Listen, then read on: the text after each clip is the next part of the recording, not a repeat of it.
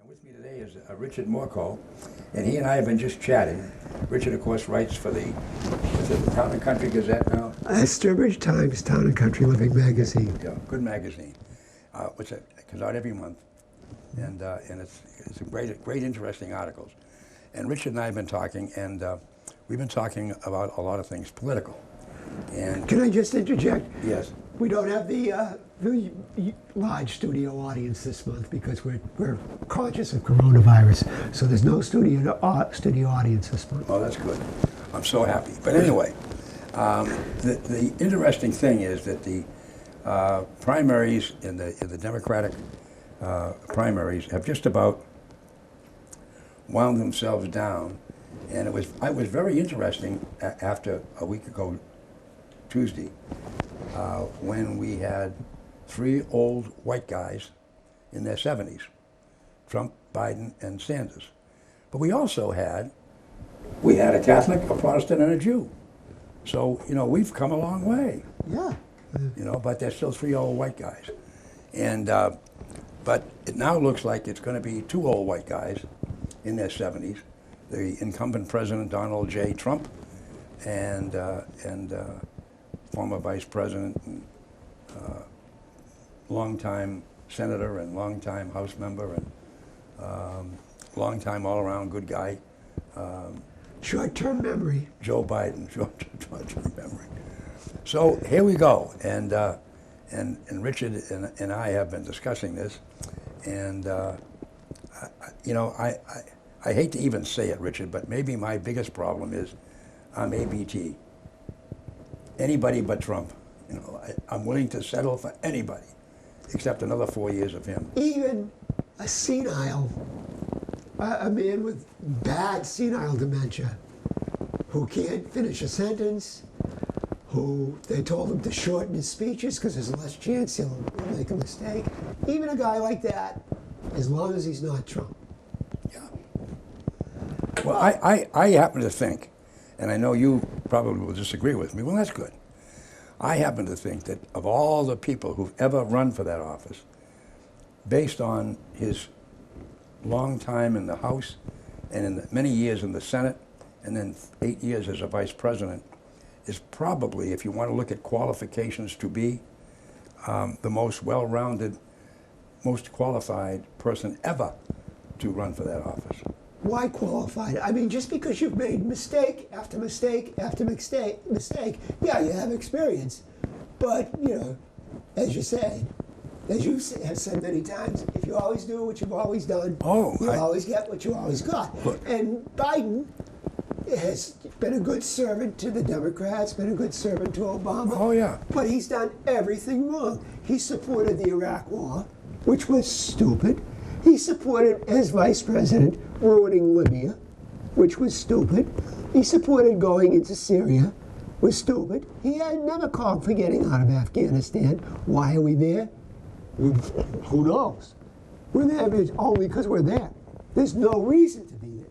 So he doesn't say, they have not talked about foreign policy in any of these debates. No, and that's the one thing that's been really, and that has troubled me too, is that they haven't get into that. Although Biden, on one occasion, did refer to the fact that because of his background when he was chairman of the Senate Foreign Relations Committee and his time as vice president, that he has met with and knows a lot of these people in the other governments.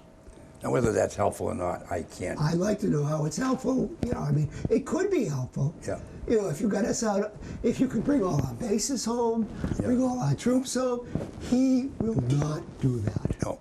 And then we have an interesting thing that just happened. Vladimir Putin has now become president forever. Yeah, that's Russia. That's not our business. Oh, I know.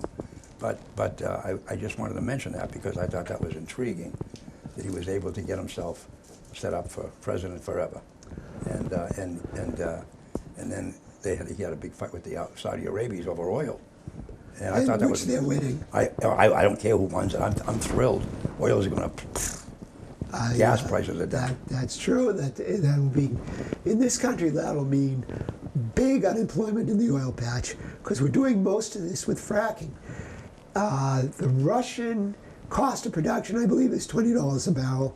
Ours is higher than that. Oh, yeah, yeah. And there's going to be bankruptcies, lots of problems. Well, we have a situation right now where. But anyway, getting back to the campaign, Bernie is not going to get out, at least not now, and that's okay. I understand it. I know what he's going through, and they showed the numbers. I was watching CNN, I believe, and they showed the numbers. He's been averaging 42% of the delegates. In order for him to get enough delegates to win, he'd have to average 56% of the delegates that are left. And obviously that's almost an impossible thing for him to do. So the Democrats are calling, Carville called for him, and the congressman from one of the states called for Bernie to get out because you don't have a chance, and just get out and the party's over. Let's go. Let's cut out the primaries, because they all know one thing that could turn this around is the debate, and wherein Bernie gets a little under his skin, and Bernie gets under everybody's skin, but he gets a little under what's his name's skin, and he says, "Yeah, well, Bernie's blankety blank you. You're a blankety blank blank blank," and goes crazy. They know that. That's all it will take, and they're scared. Well, I'm not for any of them. My candidate lost, is out. She's theoretically still in.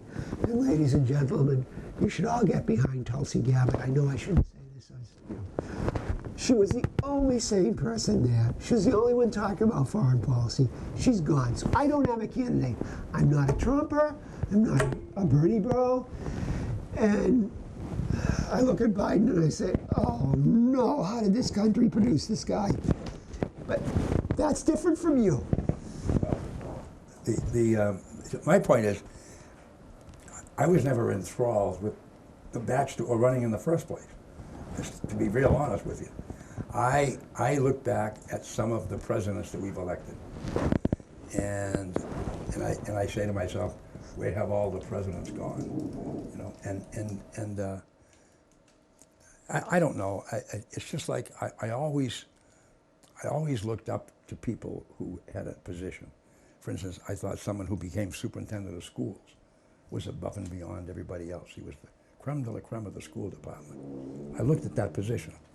I always looked at the President of the United States as somebody who, was our president, somebody we could really get behind and support, and was going to do good by all of us. And I have to be real honest, and you know what, I find it hard as I get old, of course, that people don't know who John Kennedy was. We have people in the country don't remember John Kennedy, and I look back at that and say, wow, I remember that election. I remember the whole scenario of how he won. And then there are still people who think he rigged it. He faked all the votes in Chicago and he won and so forth. But you get that. I don't think that's ever going to go away. But it's going to be interesting to me to see how it plays out from now down to the end. And I'm going to be interested because I look at it from a political standpoint. And I'll be the first to be honest to the point, if I were advising or on the Biden campaign committee, I would be exactly as you said. I'd be saying, oh my God, we got to go debate now with Joe. No matter what he says to you, smile. No matter what he says to you, laugh it off. Let him say anything he wants. Let him self-destruct if he wants. But don't you help him. And what do you think the odds Joe can hold that together for? Well, I don't know. You know what? Maybe the one good thing about it is his wife, Jill. Maybe she can get him to say, keep Joe, keep quiet, let him go, But it's going to be, and Bernie, there was a panelist on there who was from the Sanders campaign and said that Bernie will not get out until at least after the debate because he really wants to, desperately, debate Joe one-on-one. He's relishing it. And to your point, it may be what he's hoping he can blow Joe up. It's his only hope. Hope Joe blows right up on stage. Only hope. You know, Yeah. just unloads, just gets him so angry or so frustrated that he just lets, you know, blah, blah, blah, blah, and blows up on stage. It's his only hope. Yeah, oh yeah. And then he also raises an interesting point. He says he's leading a revolution. He's not really, you know, that's why he's not going to get out, because, but he's lost his core from a year ago. He didn't have the same. Actually, he has his core, but it's not enough. No. He has the Bernie Bros, the younger people. Yeah. But last time out, he was able to get the older. Yeah. And he couldn't do it. Yeah. You know, So, he really lost them. So it's going to be, like I say, and I'm not overly enthusiastic. I'm being real honest. I would have much rather see somebody different, but you know, Joe's been trying for how many years now? You know. says he was 7 years old when he first took out papers. Yeah, I think so. He was. You know, I think this is the third or fourth time he's knocked on the door. Yeah, and this is his big chance, and that's why I think he is pretty well senile, because he's run so many times before, and he's screwed up, or it hasn't worked for him so many times before, that you'd think by now the real focus would be there. What do I have to do?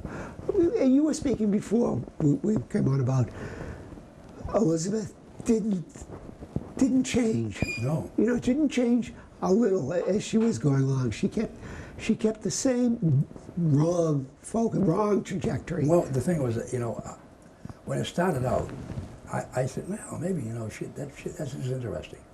And she was the front runner when she started this whole thing. And she was leading everybody, including Sanders. And then she started to slip. And I don't know whether, you know, and you never know, I don't know the internals. And for instance, there are some times where you can have advisors and they got nothing to say. Because the candidate themselves overrides them. So no, I'm not going to do that. And then there are those candidates who have advisors who listen to them. Yeah. And I was in a situation where I had a candidate that I was working with, and I changed his clothes because he looked like a frump, you know, and he changed it, and he had a whole better image. Yeah. And sometimes it can be a little thing like a shirt, a tie, and a jacket, you know. And what happened was, and I had a conversation with my son today, he's furious with me because he was a big Elizabeth Warren supporter, and he was devastated that she quit. And I said, Dennis, I'm going to talk politically to you. She was the front runner, and she started to plummet. And I don't mean she didn't slide, she plummeted. She kept going down and down, and she kept doing the exact same thing. She had four jackets. She had a purple one, a green one, a red one, and a blue one. And she wore a white blouse under it and a pair of black slacks. And she would come out on the stage at her own rallies, walking down the sidewalk, or on the debate stage. When she was introduced, she'd run out on the stage and the arms were flailing and she was clapping and she was going, waving the fist. And the other candidates would come out, acknowledge the audience with a little wave and take their position. Not Elizabeth. She had to jump and dance out there. And the only thing I would have gotten for her if I were on her committee, I would have bought her a big white crew neck sweater, put a big blue W on it with red trim, and got her 2 red, white, and blue pom-poms. My goodness. And she could have run out on the stage, you know, and at least she knew she was a great cheerleader. Another 30 days in purgatory for you, let me tell you. That's really vicious stuff. Well, my son got mad when I said that. I cannot. And his dad, that's not fair. I said, but Dennis, that's what she did. She never, I said, when you start to slip in the polls, something's not working. That means something's not going over. And she became not likable. And the reason she became not likable was because she did the same things. And she was a cheerleader. And she never went out. I said, you know, Amy Klobuchar would come out and she'd wear a nice dress or a skirt. And the few times that Tulsi was on, she dressed beautifully. She looked like a professional woman, and she walked out on the stage.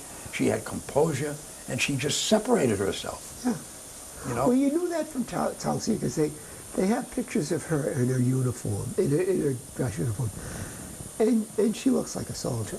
She looks like a person of demeanor, Yeah. of a lovely demeanor. Yeah. And you kind of thought that, yeah, she'd translate that to the. Oh, I was impressed. I was very impressed with her. At the beginning, I was impressed with Kamala Harris because once again, she came out in professional suits. She looked terrific. You know, she had a demeanor. She was very professional, and that's when Elizabeth was blowing them away. And then when she finally ended up as #1, the only woman left basically with Gabbard trailing badly. And I could never understand why she didn't get off the ground. That always They kept her because they kept her out. Yeah. They kept her out. When she got on there, she slapped Kamala around. She slapped Buttigieg around. Yeah. And they said, "Uh-oh, this girl actually can talk, and she can, she's yeah, 'cause she can walk and chew gum, so we better be careful. Yeah, and she's the only one I think who could one-on-one with Trump take him on. Yeah. Yeah. But it's going to be real. And now, that leads to the next thing. Is what Biden's going to do for a running mate. Not Hillary. Huh? Not Hillary. I want to hear what you have to say, but if you say Hillary. No. Please. Please. You know, in fact, can I tell you a little secret? You know what? I used to have nightmares over this. And I'm going to be real honest. I thought for a while, because she did it, she was hovering in the background. You know, every once in a while, every Wednesday there'd be a Hillary story. You know, a Hillary story. And she'd beat on this guy and beat on Sanders and a Hillary story. And I'm saying she's standing back there with all this money, waiting. And she's waiting and waiting. And if Biden doesn't pull ahead, she's going to jump in. And I just had this great fear that she would, or she'd end up at the convention trying to wrestle the convention away. Well, and she still may try it. Well, wait a minute. She's going to have to use Arkansas. Well, you know what Arkansas is? Oh, what's that? That's the Arkansas Mafia. They killed everybody like that guy. Who was the guy at the Port Mossy Park? They get somehow, and the other guy, Seth Rich.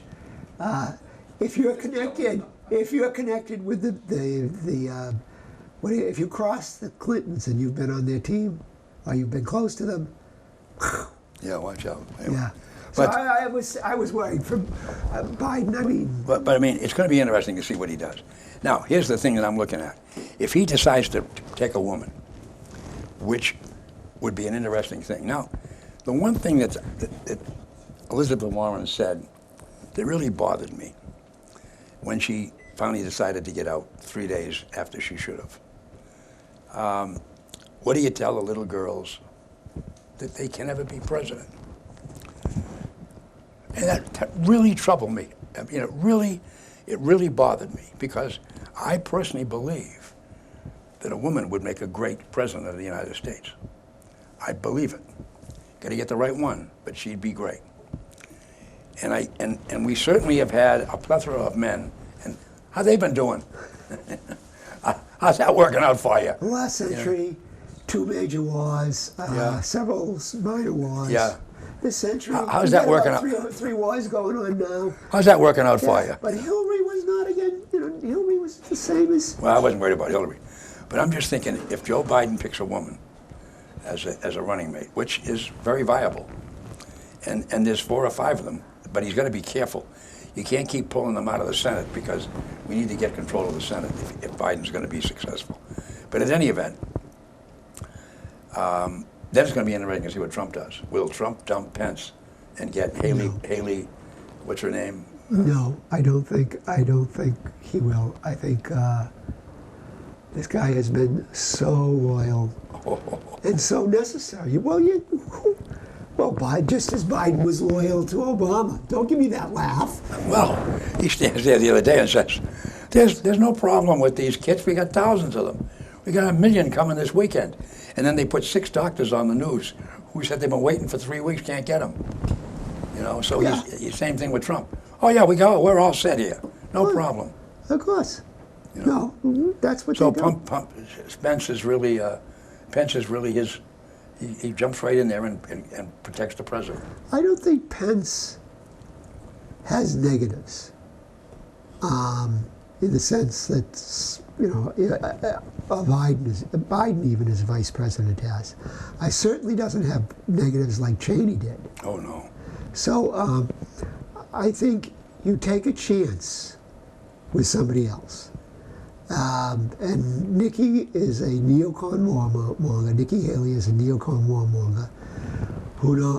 I think people are tired of the war. Oh. And I think that's the last thing.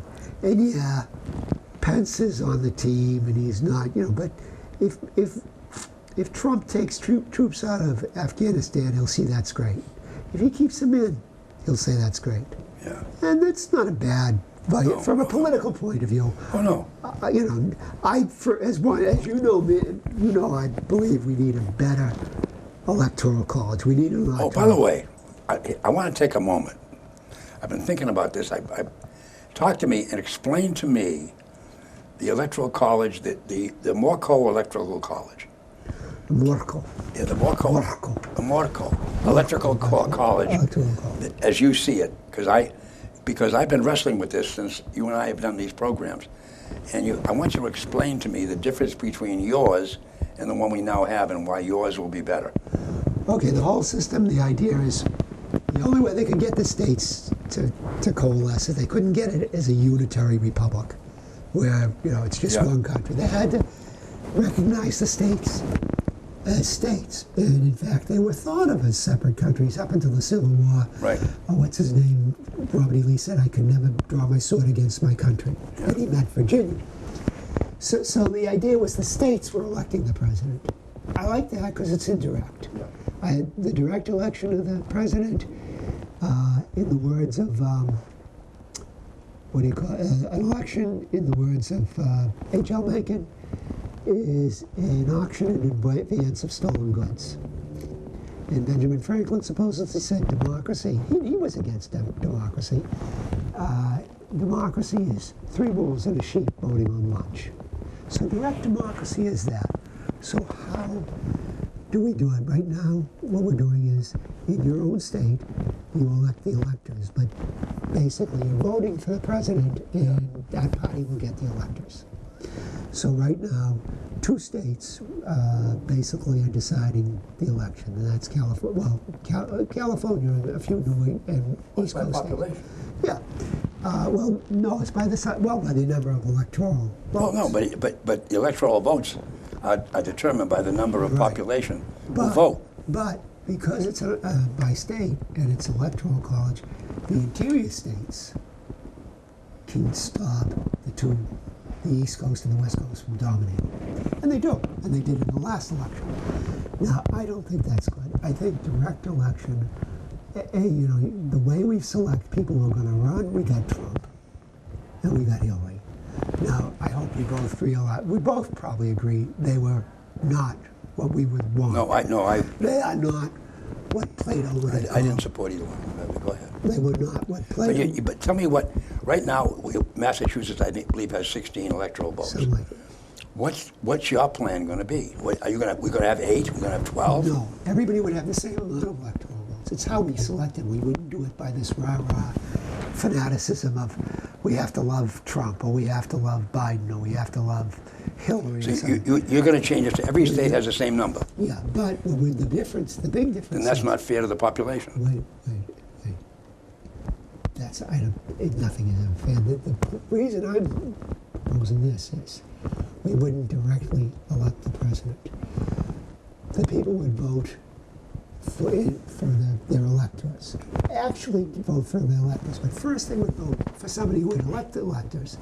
And that would be like the town meeting in West Brookfield. We'd get together and we'd choose not the president, not even the elected. We choose the best person in our town or our region, or our precinct, however we did it with cities. We choose the best person, only that, not run voting for president. Then all the towns and cities people would get together and they would choose the best people among them to be the electors, the 16 electors in Massachusetts. Because the big thing is we don't want to directly elect the president because we get the fanaticism of Biden versus Trump or Hillary. And that way, we would get money out of it completely. Yeah. We would get the long campaign season where you get all these ads, and we get all these worthless, stupid ads. Yeah. And my name is Joe Blow, and I approve of this dopey message. By the way, one of the greatest things I've ever done, I told you the story. When we were running a campaign, we had kids that came in every night and did polling to find out what people wanted so we could see if any trends were developing. I went to them one night and said, I want you to ask a question tonight. And I want it to be the third question you ask when you poll. They used to call out about 1,000 people a night. And I said, here's the question. Why did you vote for the last person you voted for? And the kid, what? Mr. Vaughan, what? I said, now we can do this two ways. You can do what I tell you, or I'll call the governor, and he'll tell you to do it. How do you want to handle it? Well, we're not saying we wouldn't do it, but why do you want that question? I said, very important. Why is it important? Because I want to know why people vote for who they vote for. And you're going to tell me. So the kid put it in there. Why did you vote for the person you voted for? And the answer, 74% of the people answered the question. Because he asked me to. There you go. I went in the next morning to the governor's office. I had him redo the ad. And instead of saying, hi, I'm the governor, and I approve this message. Hi, I'm the governor, and I'm asking you for your vote. That's brilliant. And I had an announcer say, the campaign has approved this message. All right? Now, I was very interested. I was up in Vermont, and there's a fellow up there named Howard Dean, who was a lieutenant governor, to Richard Snelling. Snelling drowned in his pool one night. So Dean became governor, and then we had to run within 7 months for re-election. And he came to the radio station that I had, and we were chatting, and I told him that story. He said, you're kidding me. I said, Howard, that's it. He said, holy mackerel.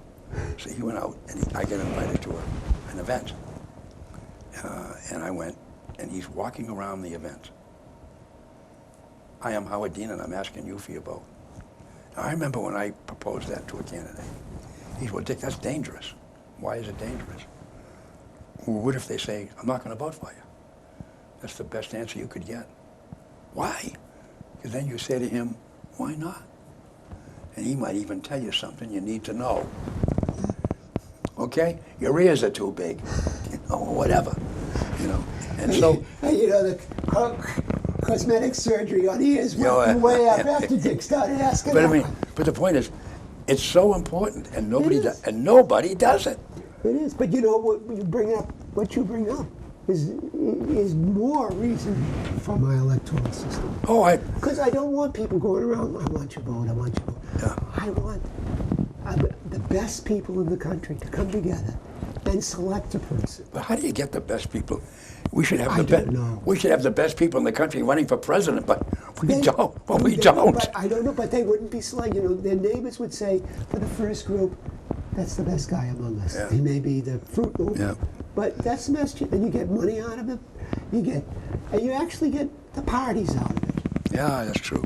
And I would have the Senate. Well, Richard, we've come to an end of another program. That was wonderful. That was. A great discussion. I hope you folks get a lot out of it, because we certainly did. Thank you. And now you can watch ahead and see how close it all comes down as you watch ahead. My name is Richard Murphy, and I'm not asking for your vote. Okay, good for you. And that's another Conversations With.